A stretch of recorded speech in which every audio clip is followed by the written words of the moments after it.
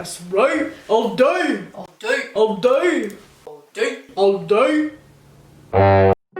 Hello and welcome to our podcast.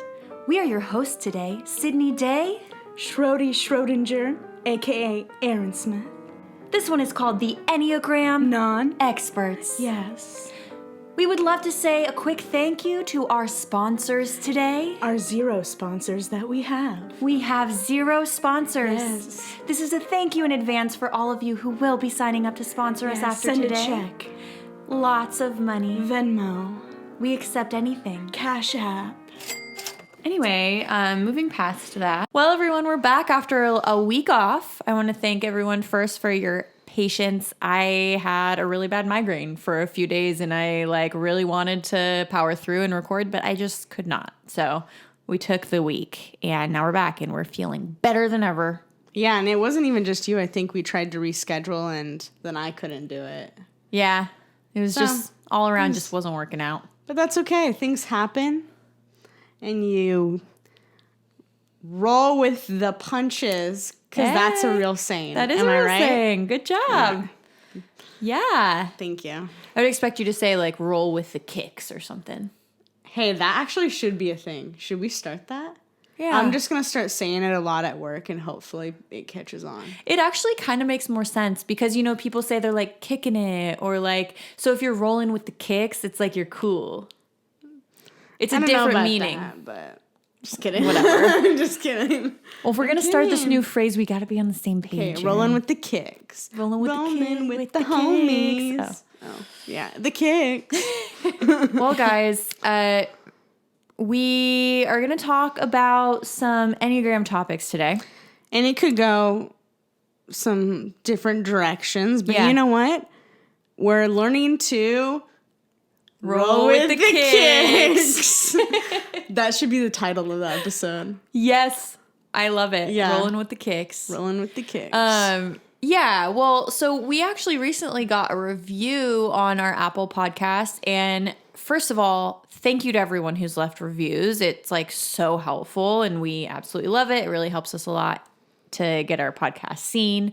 And we got a review with someone giving us a little bit of feedback on what they'd like to see more of. And I am so grateful because sometimes Aaron and I are what are we going to do next? And we literally just talk about airplanes or Yeah. airplane food. I don't know. But honestly, again, our podcast is literally us just shooting the shit and we put it on the internet. So yeah. But it helps us more when you tell us what you want to hear, or we'll just talk out of our asses pretty much. It's true. And you never know what you're going to get.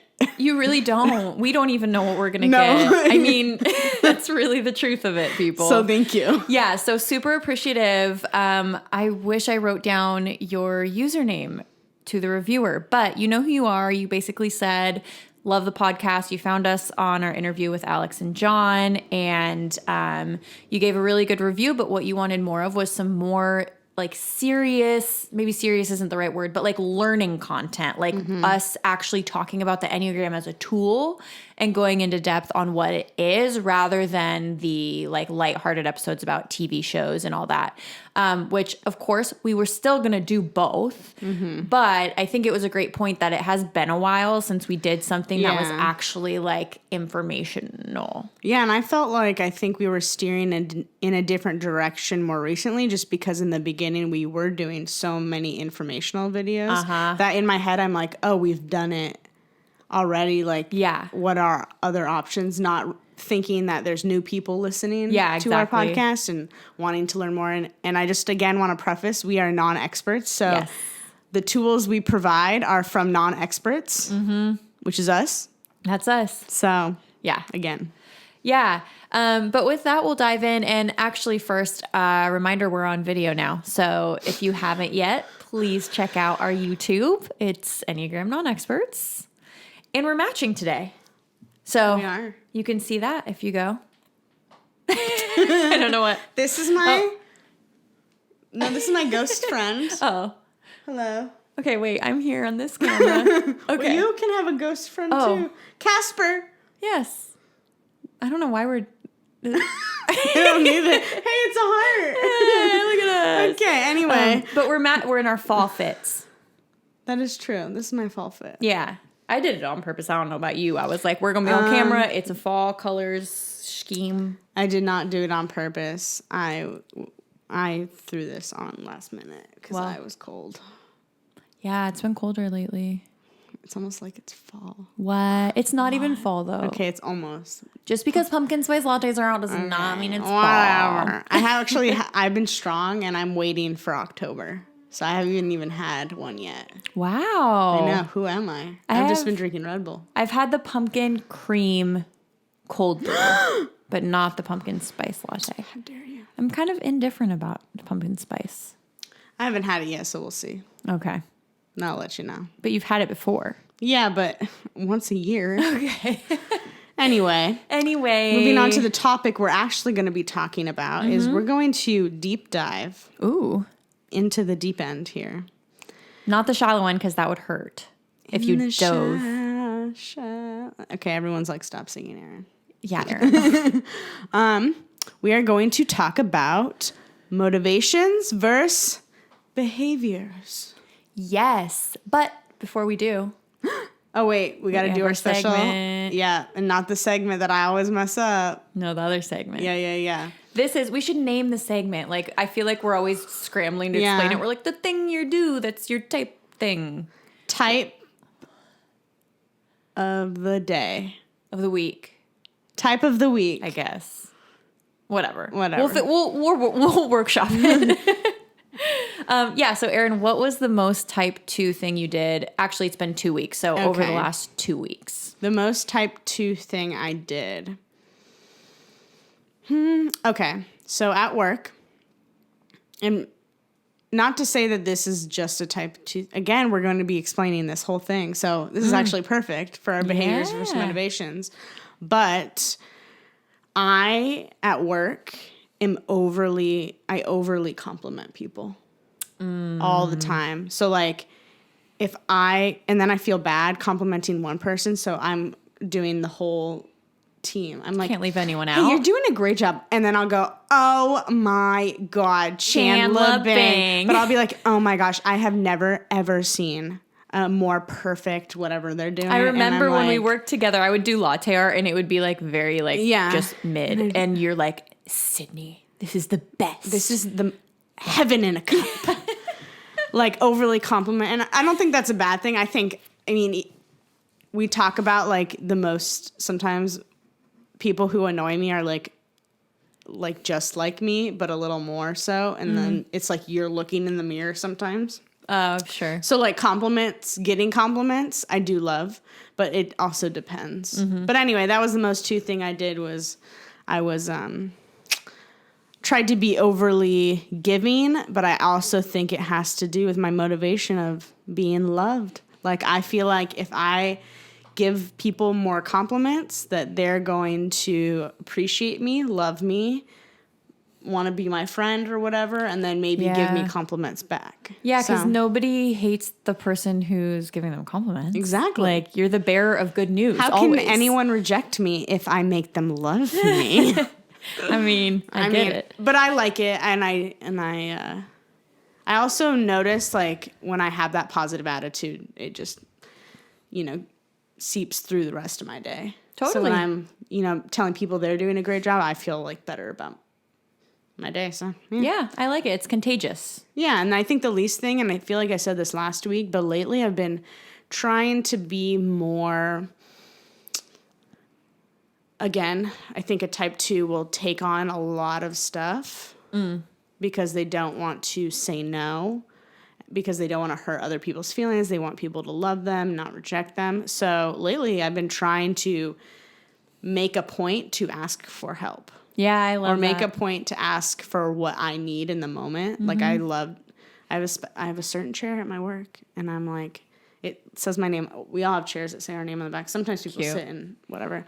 And I'll be like, sometimes I won't say anything because I'm like, well, they're already sitting there. But they could literally care less what chair. It was just the chair closest. So I'm like, can I please have my chair back? Ooh. Give it to me now. Damn. I'm just kidding. I don't That say the eight last coming part. out. I don't say that last part. But anyway. Get the fuck out of my chair right now. Yeah. Or there will be consequences. WWE.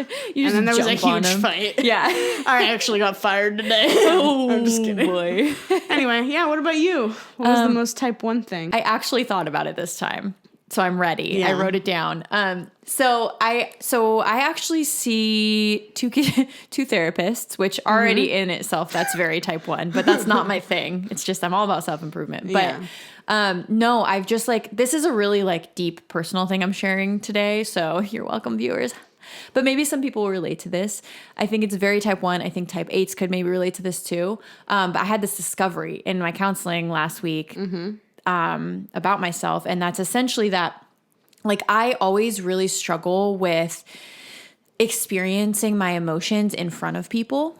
I'm really good at talking about my emotions and what they call intellectualizing them. I'm very self-aware of how I feel and all that. And I think emotions are good and great. And I'm not anti that. But I'm discovering how hard it is for me to actually share an emotion with someone, whether it's good or bad. Like share in sadness with another person, share in laughter with another person. And the discovery I made that feels very type 1 is that this all comes back to this sense of control. And when I let an emotion take over me, I feel like I am losing control of myself. I can't control these because I feel emotions so big. Yeah. And I don't feel like I can then control it. It feels like the emotion controls me.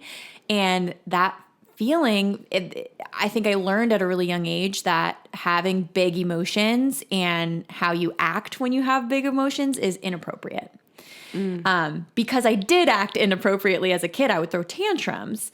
But I like really took that in to mean having these big emotions is bad and wrong and inappropriate. And so now I like really struggle to do that. And it prevents me from connecting with people because it's like I always kind of have a little bit of a wall up when it comes to my genuine feelings in a moment.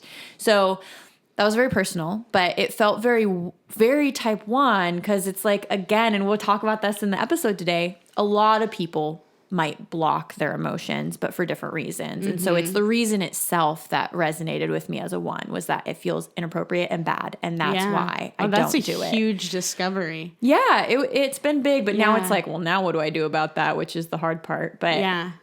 And then the least type 1 thing, this one's way more lighthearted. I've been snacking a lot at night, which I just said in our last podcast, I don't do that because I'm literally not supposed to, doctor's orders. But Dang it. I've been like, you mentioned Cheez-Its last time, and I was like, bitch, I gotta have some Cheez-Its while I watch TV at night. So. I bought you something and I literally forgot to bring it. Is it lima Cheetos? I found some and I bought you some and they're at I will literally go to my apartment immediately and take a picture and send it to you because I'm not even joking. Where did you find them? I was at QFC right by my work in Bothell. No way. Yeah, and I literally grabbed a bag for you because I was like, she is not going to believe that I found them. But they're nowhere. They're in this drawer that I haven't opened because I've been going to Uber Eats a couple times. Oh, well, thank you. Now I just like the anticipation will build and they'll be even better when I get them. But you just said snacks and I was like, dang it. Aww. I was like, I'll see her on Wednesday or Thursday. Anyway, so keep going. No, that was it. I'm good. I'm good. All right, snacking. Snacks. Let's go. And you're just going to feed into the bad habit with these hot Cheetos, but it's okay because it's... I've been really into dips. Oh. Like artichoke dips, hummus dips. I got it's a non-dairy onion dip. Oh my gosh. Well, you lost me at non-dairy, but... Wow. Anyway. Okay, shall we just get into the topic then? Yeah, so why don't we start out with what you were talking about with the behavior and and like maybe guarding your emotions, but the difference behind it is like why essentially. Yeah, so we want to like if you've been listening to our podcast for a while, you've heard us say this a million times that the Enneagram is not about behaviors, it's about motivations. But then you hear us talk about behaviors. So you're like, what the heck? That's kind of confusing.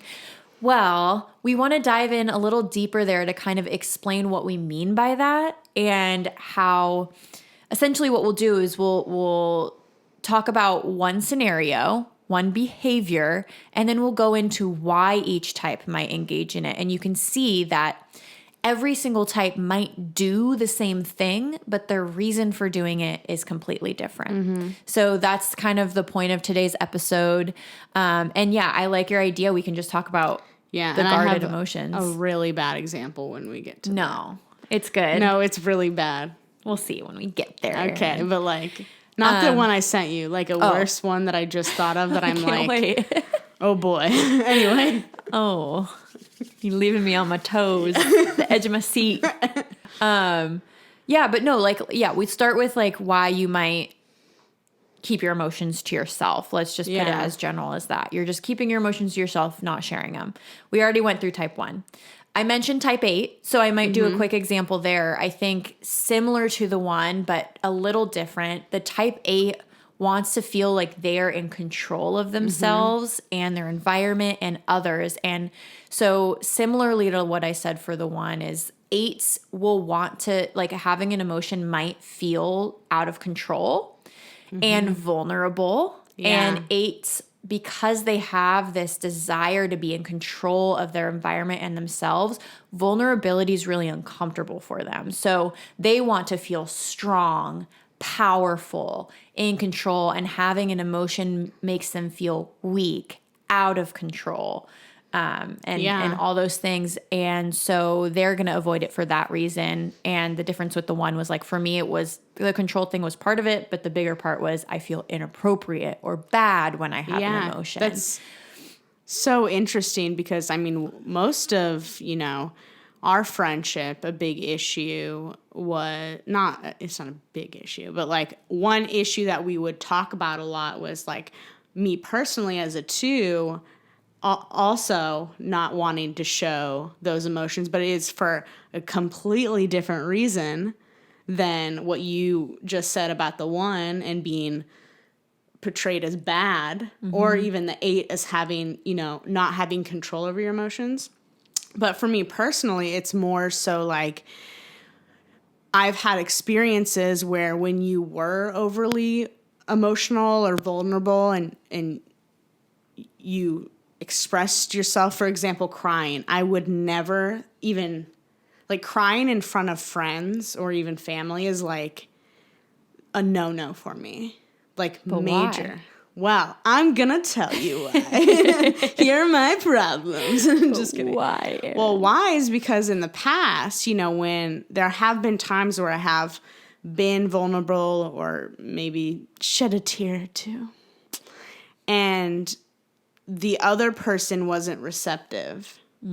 So I think it's like a huge, like, fear of rejection. Like, I'm like, if I am vulnerable or if I'm crying in front of somebody, that gives them a reason to leave. Like, I don't want to be put like I am the overly sensitive one, I am the overly emotional one, and Because they might judge you and therefore reject you. Yeah. So I'm like very anti-crying in front of anyone because I'm like, well, and also I think there's a thing with questioning whether your feelings are valid or not, too. Oh, yeah. Because then you're like, well, what if they think I'm over-exaggerating or I'm crazy? And so I'm like, I don't want them to think that because then, again, they're going to leave. Yeah, they'll have a bad perception of you. Yeah. And maybe it's not even physically leaving, but, like, the relationship won't be the same. Yeah. And then it's like, well, if they felt that way, then everyone else is going to feel that same way. So, yeah. that's usually what I do. Well, I'll accept you for emotions and all, Erin. Yeah. Well, thanks for sharing, Erin. You're welcome. I can be vulnerable in here because I don't think I realize that people are listening. Nobody's listening. But also, like, I really do think there's a difference between, like, talking about emotions and actually feeling them. Because I could tell everyone all my personal problems, all my emotions, but actually, like, experiencing the emotion in the moment in front of someone, hell no. hell no. I'll tell you I cried myself to sleep, but I'm not going to do that in front of you. See, I wouldn't even do that. But, well, that was an example. I actually don't think I've ever cried myself to sleep. But Really? not to sleep. Like, I have to be calm to fall asleep. I feel like I'm so well, after you cry, you lose so much liquid that Yeah. I'm so tired. After you cry. But you don't cry to sleep. Okay, well, I think you're missing the point. Taking it too literally. Typical one. Yeah. Anyway.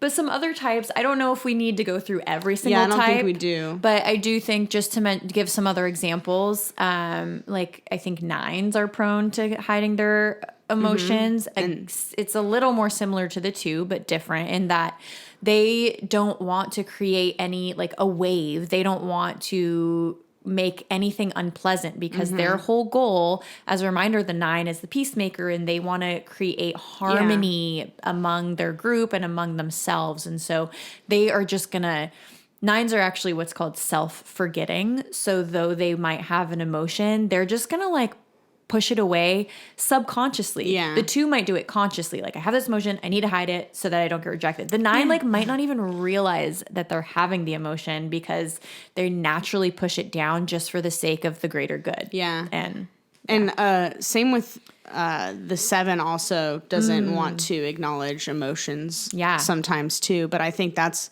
mostly because, their biggest motivation is to be happy. yeah. And emotions, specifically negative emotions, get in the way of that. Right. And so it's like, they're like, nothing's bad. Everything's perfect. Like, Yeah. or there would be like the happy-go-lucky. And I think sometimes it's hard, like, to tell, when something's even wrong with those types, because this is a perfect example of, the difference between motivation and behavior, because their behavior could be, oh, they seem fine or happy and not sad, but inside, and motivation for why they maybe overcompensate a little bit in their energy could be because they're trying to get rid of all the negative emotion, or hide the negative emotion. They're like masking it. I feel like 7s are very much like, the grass is always greener, like grass. It's like, what I feel like in their mind, they're thinking like, what is the point of feeling sad? Like, it's just going to make me feel bad. I don't want to feel bad. So what is even the point of experiencing it? Yeah. Yeah. Do we want to go through some different scenarios? I mean, I don't know. I don't think we need to do every type. I don't think for we do. every scenario. I think that was pretty good in making a difference between that behavior of putting up walls and not wanting to talk about feelings or being vulnerable versus the motivation of why. Can I tell you my... Okay. Yeah, I've been waiting. Okay, but this is so bad, you guys. And again, this is just a scenario.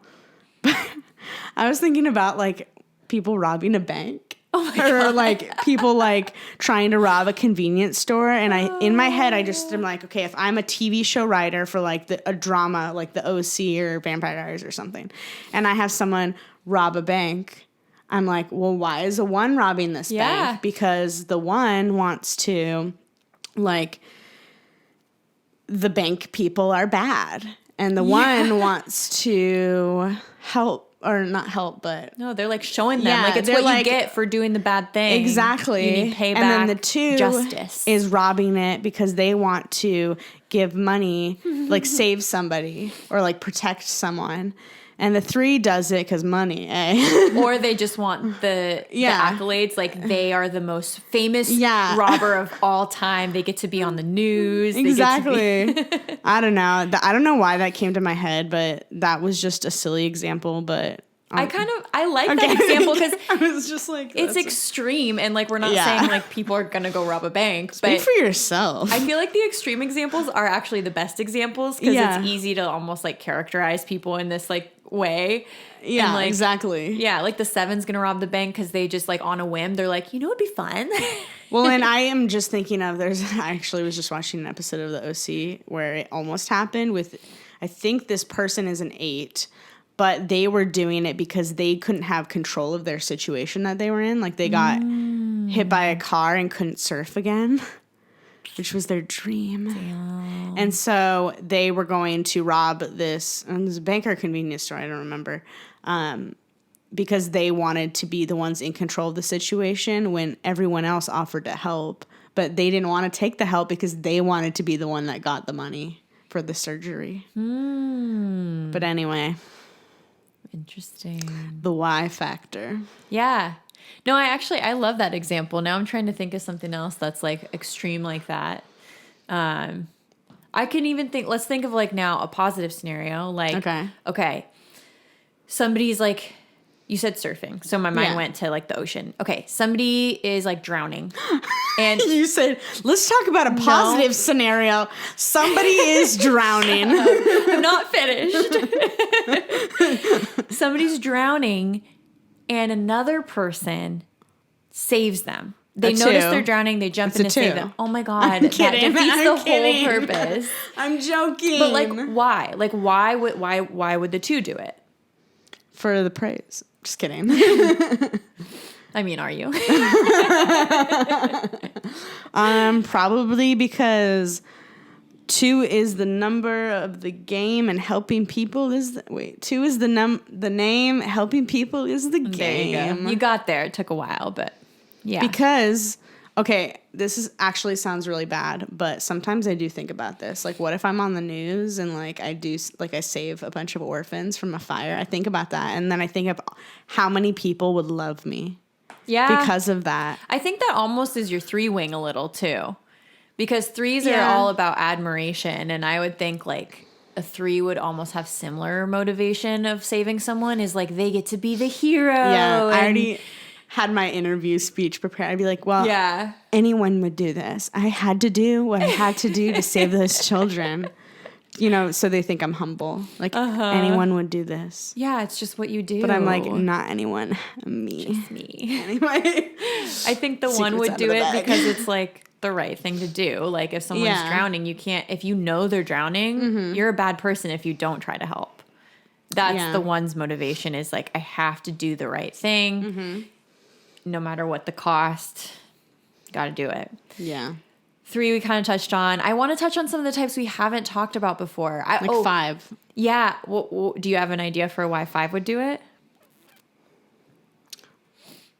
I mean, I feel like it's hard because I feel like the extreme answer is like all of the types I think would want to help. Like, I see a 5 as like, it's the right thing to do as well. Yeah. But we can stereotype a little for the sake of the example. Yeah. Like, I could almost say like a 5 might... They've researched oceans and they know about the dangers of an ocean. Yeah. They know what's down there. So they're using their intelligence to be like, oh, this person needs to be saved because the sharks are going to do this and this and this, and there's dangerous animals in there. Remind me not to go into the ocean. Just kidding. Oh yeah, same. Just kidding. I actually love the ocean. But I think 5s will use their knowledge as a motivator of like, I know all this stuff. I know what could go, what could happen. And so, that's an extreme example. Like you said, like most decent people would save someone just because that's what you do. Yeah. But 6s, similarly, I think 6s, their motivation is safety and security. Mm-hmm. They are hyper vigilant to danger. And so I think a 6 would jump in because first and foremost, they saw it coming. They're like, I freaking knew somebody was going to drown, and I've been already thinking about exactly what I would do to save them. So they're just like the first one there because they were ready for it to happen. No, I agree. Well, and I think 8s too, like a lot of 8s I know are very protective. Yeah. And very good in that way. And so like I see an 8 going in to be that, savior and be protective of whoever. 100%, yeah. I can get mixed up now that we're talking about the ocean because I was talking about the fire. Wait, fire? Oh. The orphans, Anyway. Well, one that I wanted to talk about was because when we first talked about what we were going to decide on, I was just thinking of like personal things. And so I don't know why, but I automatically thought of when we lived together and also living on my own and like how we are so similar in the fact, well, maybe not as similar now, but like our cleaning tactics of like, we're both very clean people in the sense that we need our space clean. And again, we talked about last week, you being like okay with leaving things in the dishwasher, whereas now I feel like I'm more on the extreme side. We kind of like swapped a yeah, little. exactly. But I think overall we're pretty similar. Yeah. But it just reminded me of that and how like we both at different times can be overly clean, I thought. Yeah. But for different reasons. Oh, 100%. Same with like being kind. Like I think we both really value like kindness, compassion, empathy, all of that. But again, like that doesn't, just because you're like a kind person or have empathy doesn't mean you're one type or another, because all types are going to do that. Just because you're clean doesn't mean you're one type or another. So clean would be the behavior, but it's the motivation of why. So for me personally, I remember I would try to clean or do certain things when we lived together because I didn't want to put that on your plate. Yeah. And so that was one thing. Now I think that it is more so how I feel like in my own situation with cleaning, because I need things really, really clean. But I also am like, I do think of like, what if someone comes over? Yeah. Or like it needs to be clean. Yeah.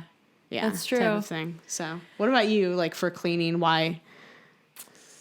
My motivation has changed over the years, but I actually think in a healthy way, because I think I used to be kind of crazy about it. And I honestly don't know why. Like it was just like, I just felt like things, and this is actually a very one thing I was going to say, I just feel like it's something you should do. Yeah. It's just, I just felt this like compelled to clean because I felt like I should, which we can talk about this in another episode, but that actually reminds me of the centers, the body types, heart types, head types. And that's such a body type reaction, is like, I can't even tell you why, because it was just like a feeling. Yeah. It was like, I just know I have to clean. I just want it clean. So it wasn't for anybody else. Like it wasn't even like for me. It was just like, I just think things should be clean. But now I will say I definitely clean a lot more when there's going to be people over, which maybe is actually not quite a type 1 thing. But even then, it's not so that they think I'm great or whatever. It's going back to appropriateness. I think having a clean home when you're going to have guests over is appropriate. And I think it's inappropriate to have a messy home if you're going to have people over. You're inviting them into your space. To leave it messy feels rude, inconsiderate, like not mean, but like it's just like wrong. And so that's back to that kind of one motivation of, I'm like, I just want to do the right thing. If people are coming over, it's got to be nice. So yeah. That I feel like this gets a little mixed, because that's really similar to a 2's motivation, but it's not exactly the same. It's like, well, and it's not nuance. so black and white too. Like all of the things we say, like I relate to 1s and I relate to 3s, and it's all about like why we do it, even though we're similar in a lot of things that we do. Yeah. Well, and that's another really good point just about the Enneagram as a system is, people are afraid to get stuck in a box. And just a reminder is you don't have to only behave in this certain way because that's your type. Yeah. And you don't have to only think this certain way because it's your type. We all have a little bit of every type in us. And I have some 2 in me. Like sometimes my motivation is that I want to be loved. And sometimes your motivation is going to be that you want to do the right thing. Like we're not stuck in like every single thing we do is this thing. It's just like, what is your most common thing that motivates you? And what do you see the most of? That doesn't mean every single part of your life is going to be this one type. Another example I think of is it just reminded me of when I used to have to babysit when I was younger. And like, I was like, how do I get the kids to do a certain thing? Or like, how do I get them to read more? And like, kind of just going back to like what motivates us. And it's just interesting because like, not to type children, but some people that I think maybe as adults could be potentially a 3, like their motivation is like, they're like $5 and I'll do it. I'm like, Jeez, that's pricey. Can we, is there a sale going on? Right. And then some kids, like if you just were like, please, or like maybe more like nice in your words, they would eventually do it. Or if you promise them like, hey, we can go here and do it. Or if you do this certain thing now, then you can get this out of it later. Or some kids work really well with like structure. Like here's the step-by-step how I need you to clean this. And then they're like, oh, now I get it. Or now you I'll do could it. say, or I'm going to tell your parents. Yeah. And then go there. So true. that kind of reminds me of that too. And like, I'm trying to reflect on how I was when I was a kid, on what I, was more receptive towards. Because I'm not really receptive to any sort of like anger or like negative motivation. Yeah. I'm very much, especially at work too, I like to motivate people through positivity. So like complimenting the people who are actually doing well, and not ignoring the ones who maybe are struggling, but not, maybe take someone aside and be like, hey, you're doing a really good job today. Or like, that's actually proven to be a great way to motivate people, more so than negative consequences. Yeah. Positive consequences are way more powerful because you get that hit of dopamine, serotonin when somebody tells you you're doing a great job. So then you want to continue doing a great job. Versus when you're motivated by fear, you lose steam. You're tired. You're exhausted. This is a completely, well, it's not a complete random story, but it just had to do with this that someone told me recently. Was this person who got, it was the year that they sent out the wrong SAT scores. Oof. And this person, they were in the like top 5 people, and they were so shocked, but they actually ended up going, they had a great SAT score, but that confidence, that motivation, they actually ended up going to Harvard and becoming a really intelligent, got I think a master's or something. And then it wasn't until after that they actually found out that they didn't do so well in their SAT score. But it just proves that like positive motivation can, There's studies about that. We learned about it in some of my psych classes. Is they've done experiments about like they'll take groups of people, like let's just say women for example, and they'll take stereotypes about women. So they have like one group, they'll say like, oh, like, okay, this group of people is going to take like a math test.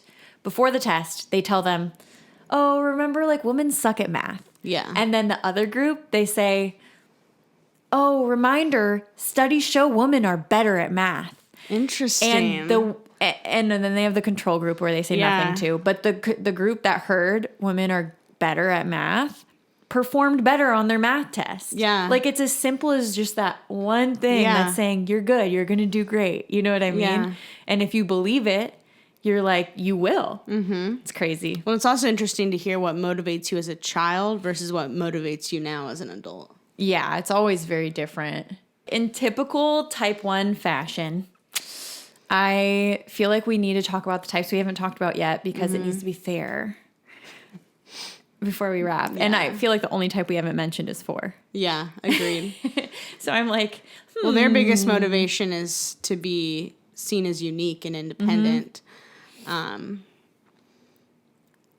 which is interesting because, I think all of us want to be seen as unique and independent, but like that's why they mainly do something. And I think, for example, like take fashion, for example, like I see 4s as trying to stand out, maybe wearing clothes that are, not just like jeans and a shirt type of thing. Yeah. I don't know. That's just a not stereotype for the 4, but that's just a random thing, behavior I'm thinking of. yeah. So I see 4s as like standing out in that way, or standing out in different ways too, which could be academically or yeah. Yeah. I agree. And they can look similar to other types. Like, again, if we want to do like one final example of like a behavior, and then we can talk about like why, I think of something as like, let's say like, okay, all your friends are going out to a party, but you decide you want to stay home that night. Gosh, I would never. sign me. I mean, sign me up. I'm going to that Yeah, party you whether are. they want me to or not. But I'm like, okay, I feel like the 4 would do that because they don't want to do what everyone else is doing. And they're like trying, and they also, it's not just as simple as that. They're not always just like doing the opposite of everyone, but it's that they really want to like reflect and think about what is true for them. And so they're going to sit there and really think about, do I like to party? Do I want to drink? Do I like these people? Is this something I as a human enjoy? So they're not thinking about how to like, oh, I'm going to go because everyone's going. Yeah. It's like they're very That's good. motivated by individualism and what is true for them. And so they're going to stay home. But then an unhealthy 4, another pattern of a 4 is they also, part of them is doing it for the attention. Is like, oh, I'm like the one who's not going. So people are going to like ask me why I'm not going. And they're going to want to like, they're going to think true. it's kind of interesting that I'm not there.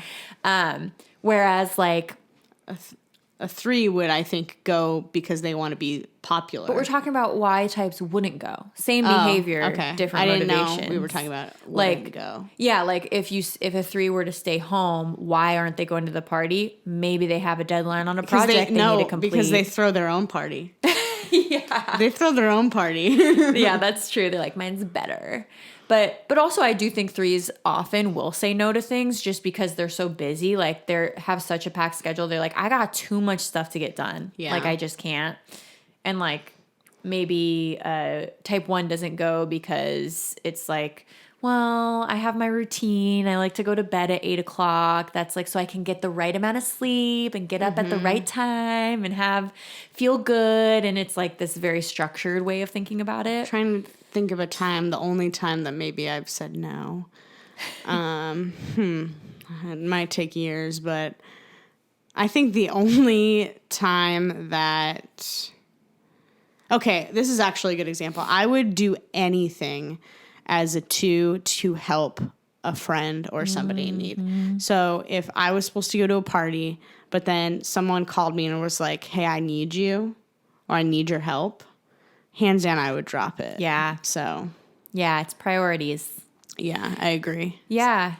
Well, and that's interesting too. I know we can end soon, but it's interesting to talk about the priorities of different types too, because it's not just that like the only thing you care about is helping people. Like you have a list of things you care about. And I don't always care about helping people. But that's like top of your priority list versus like, as a type 1, I also care about helping people, but some other things might go above that depending on the scenario. Yeah, and this is all depending on scenarios because true. like I always talk about, like I feel like I feel like we overly talk about I overly talk about how amazing 2s are and how they want to help. And like, again, it goes back to the motivation of things too. Because like, I do think sometimes when I try to help or want to help, it's not for the right reasons.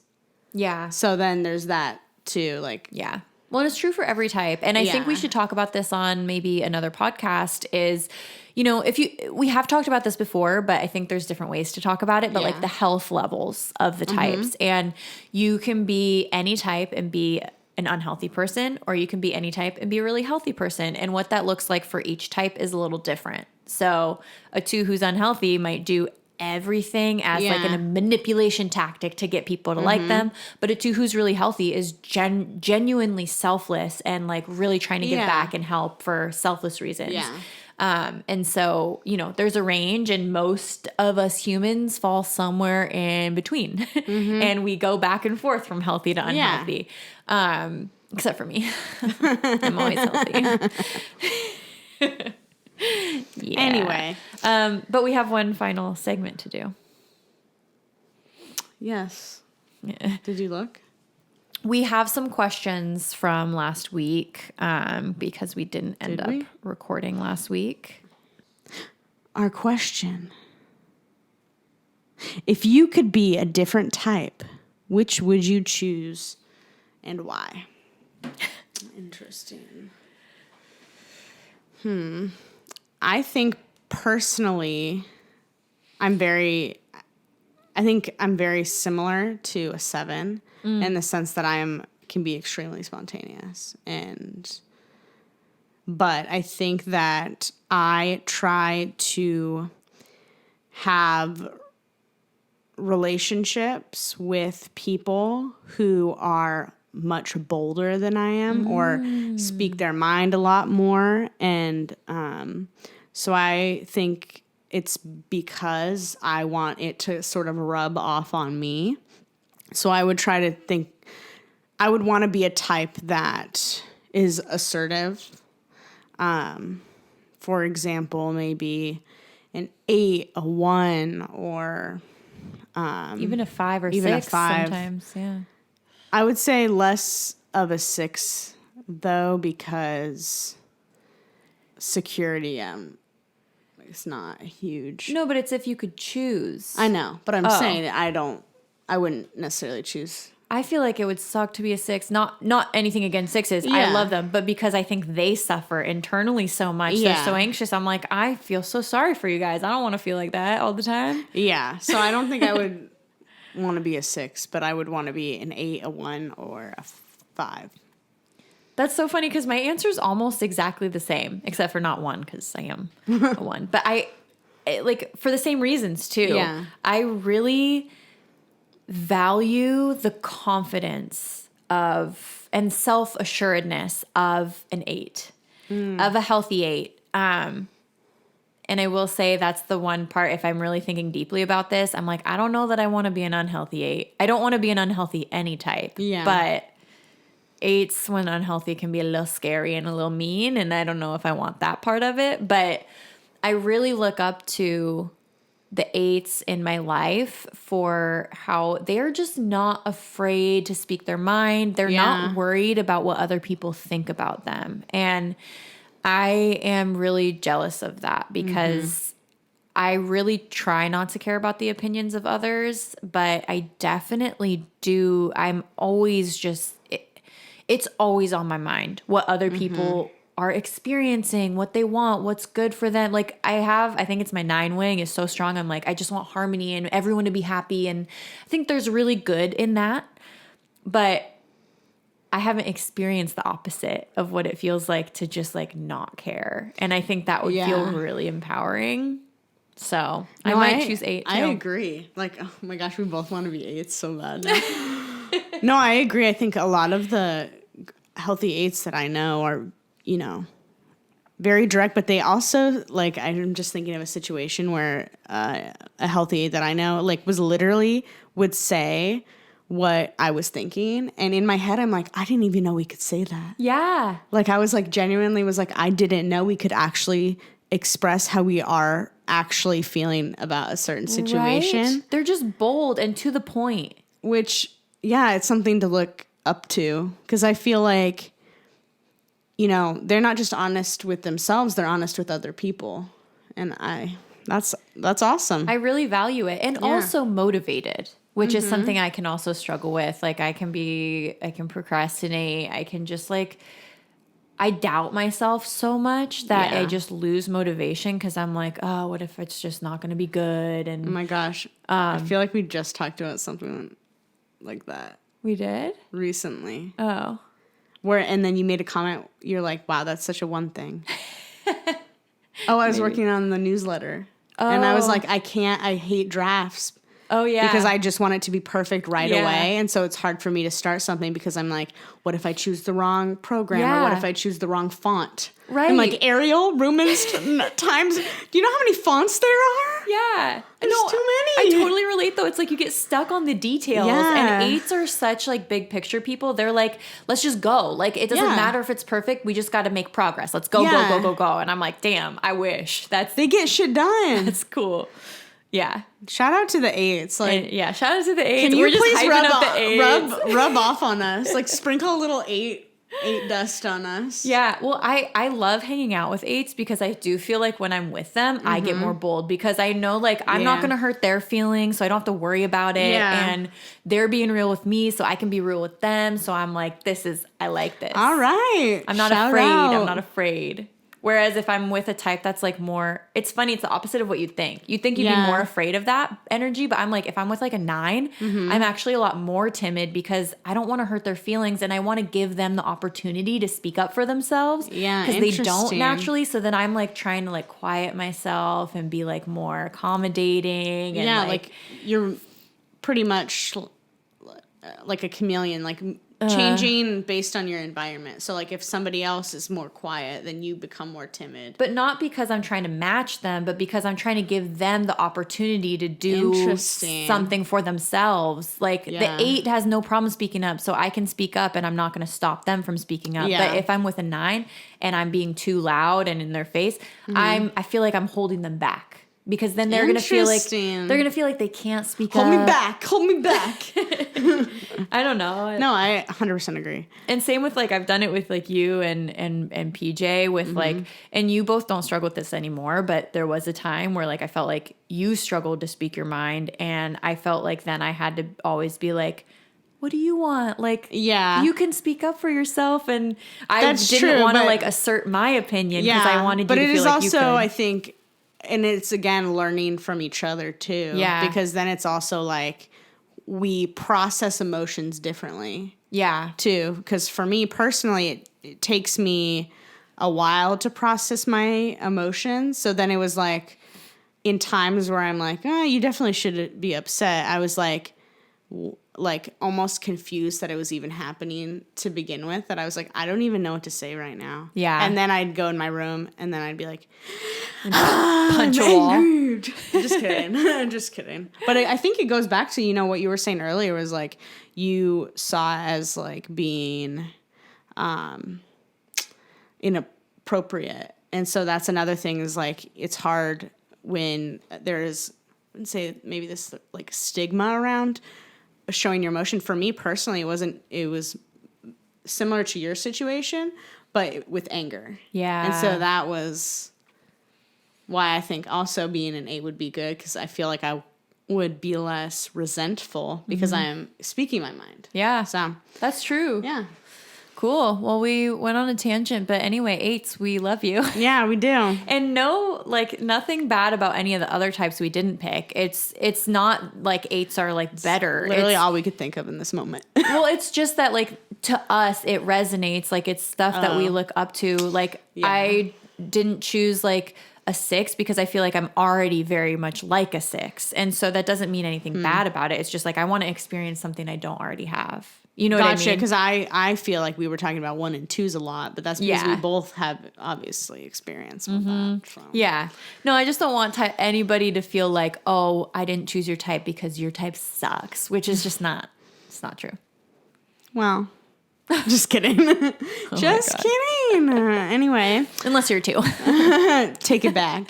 Take it back. And it's like the worst thing you could say to a 2. Take it back. I didn't mean it. I'm going to turn into Hulk. 2s are great and I need you.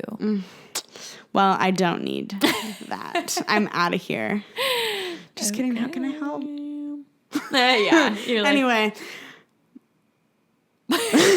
All right. Bye. Blast off. What is the thing that... Oh, like Got a blast. Oh, I think Jimmy you're saying... Neutron? Oh, yeah. Got a blast. But then there's Buzz Lightyear. To infinity and beyond. And cut.